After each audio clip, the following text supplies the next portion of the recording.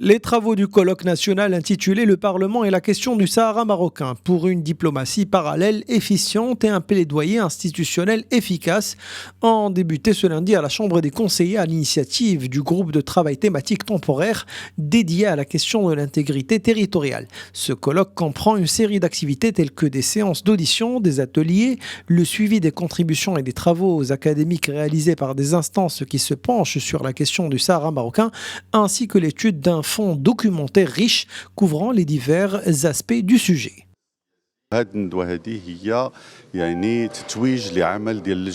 Ce colloque a été lancé à l'initiative du groupe de travail thématique chargé de la question de l'intégrité territoriale.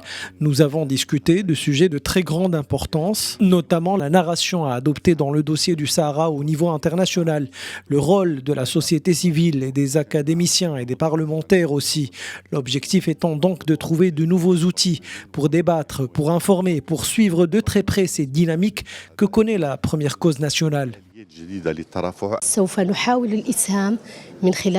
Nous avons tenté de contribuer à ce colloque en mettant en lumière les acquis et les réalisations concernant la question du Sahara marocain, mais aussi les horizons de cette cause nationale. Dans une conjoncture en constante mutation, nous devons adopter une approche internationale qui prône le règlement définitif du différend et qui s'appuie sur la maturité de l'initiative marocaine d'autonomie. Outre la séance d'ouverture consacrée aux allocutions des partis politiques, le programme de cet événement comprend 2 séances thématiques portant respectivement sur l'examen de la question du Sahara marocain, les évolutions y afférentes et les perspectives du règlement définitif de ce dossier et sur l'approche de développement et de droit en la matière.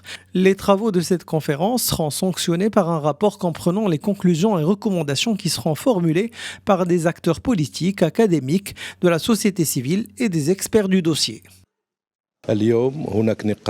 Aujourd'hui, il existe une discussion sérieuse au sein de la Chambre des conseillers afin de corroborer nos efforts avec ceux de la diplomatie marocaine, et ce en réponse à l'appel du souverain lors de son discours royal à l'occasion de l'ouverture de la session parlementaire. Nous tenons aujourd'hui ce colloque pour mettre en lumière les acquis du royaume au niveau diplomatique, législatif et au niveau du développement. Ce colloque se penche aussi sur la compréhension et l'adhésion réitérée de la scène internationale en ce qui concerne notre cause nationale.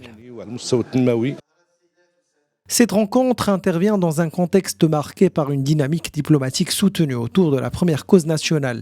Le Royaume continue d'engranger des acquis importants dans la perspective d'un règlement définitif du différend artificiel autour du Sahara marocain.